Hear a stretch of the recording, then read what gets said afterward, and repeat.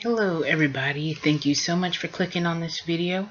I hope that you're doing okay. Today I'm going to be talking about purpose in life, and this video is geared toward people who may be feeling like they have no purpose or they don't know what to do with their lives. The first thing I would like to address in this video is that everyone has a purpose. This is backed up in the Bible in Ephesians chapter 1 verse 4, where it says, according as he hath chosen us in him before the foundation of the world, that we should be holy and without blame before him in love.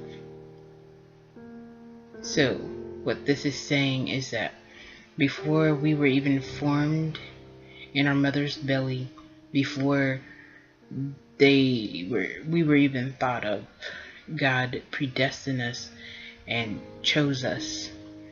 So we have our purpose in living. We are put on this earth for a purpose, and we have to seek God and ask him, what are our talents? What is our gift? What does he want us to do? Why are we here? And until you do that, you're going to be wandering around doing whatever you feel like and feeling empty, because the only thing that can fill you up is God. The only way you will not feel empty, you will not feel sad, you will not feel useless, worthless, is with God, because God is our maker. So with this video, I want you to feel like you have a purpose. Know you have a purpose. Know what that purpose is. And for you to get started in fulfilling that. In the Bible it says that living in sin or living by your flesh, it leads to death and destruction. There is a devil, there is a hell, there is God, and there is heaven.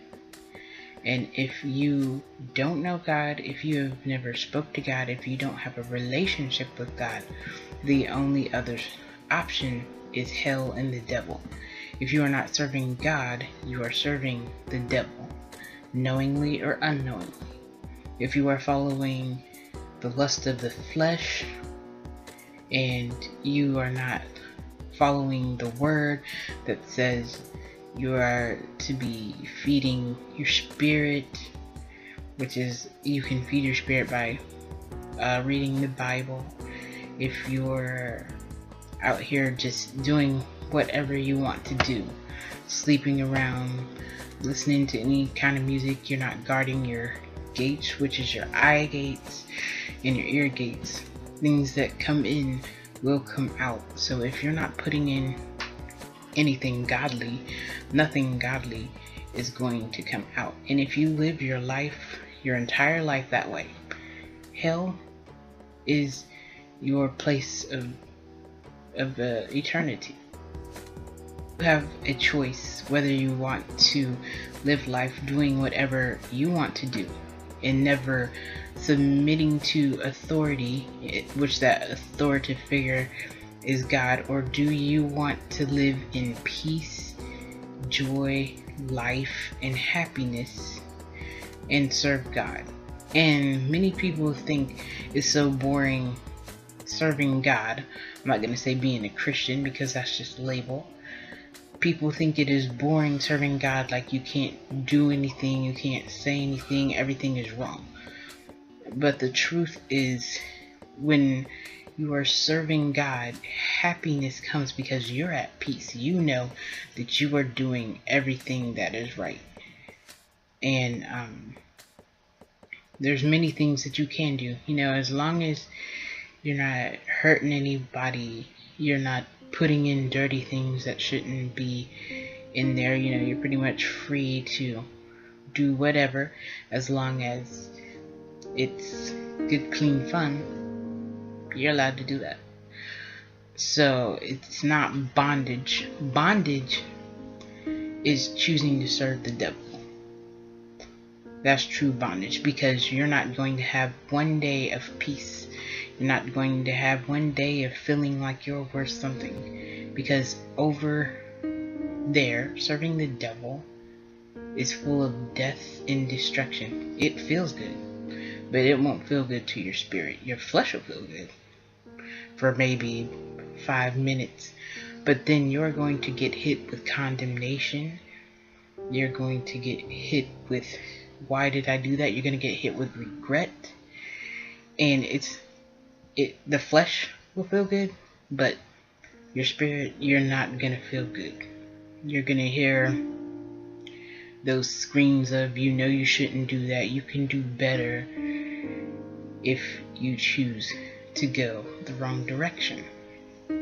So what I'm saying is, by choosing to serve God, you will find your worth. You will find your wholeness. You will find peace. You will find love. You will find joy. God is your creator, and he can love you greater than anyone on this earth. Anyone. He loves us more. He loves us so much that he left heaven, a great place that nobody would want to come back from.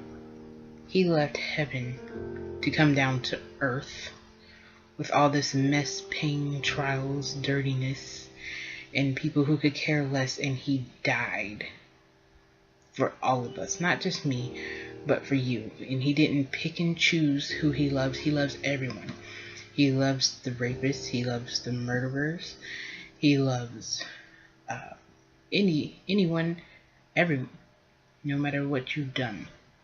And that's not to say that you can continue doing those bad things. He doesn't love that a person murdered, or that a person raped, or that a person killed somebody. But he does love the person he created, the pure, clean, happy, in your right mind person. He loves that person, not the sin that they chose to do. So he loves everyone despite what you have done. Now, just because he loves you, that doesn't mean that you can continue sinning and doing things that he clearly said in the word, do not do. That doesn't give you a pass. You should love God back enough to choose his path for you and to choose not to sin. Love him enough to give up the sin. But God, he loves everyone, despite whatever you've done. So that should not be a hindrance to coming to God. And if you have been in a church and you gave it your all, and those people hurt you by perhaps talking about you, or they took your money and didn't show their works or fruitfulness in return, those were those people. That was not God that did that to you. So while you may walk away from those people or that church, you should not be walking away from God, because God did not tell them to do that. They did that of their own accord. They did that out of their own flesh. A person did that, not God. So don't blame God. Don't walk away from God in that situation. And I have been through that situation.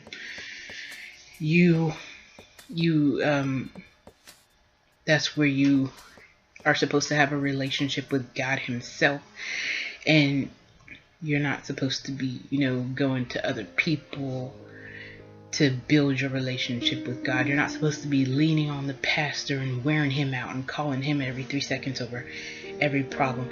That's where you yourself have to have a relationship with God. If you don't talk to God, that's a problem. What do you think he's going to say to you when you get to heaven? Like, who are you? We never spoke. You may have went to the pastor to talk to me, but you and I, we never spoke. Who are you? So you personally, you need to talk to God. If you have a problem, You talk to God. And don't just use him as your genie. Don't just come to him when there's a problem. Come to him when you're happy. And if you have a problem, you can lay that problem down, leave it there, and go on in the joy of the Lord. But leave that problem. Don't pick it back up. So if you have a relationship with God, you should be waiting to hear, because God is always talking. And he's going to give you instructions. He's going to say, maybe I didn't tell you to go to that church, but you liked it in the beginning, and you got tied up in that church, and you stopped listening to me, and you started listening to yourself and doing what you wanted to do.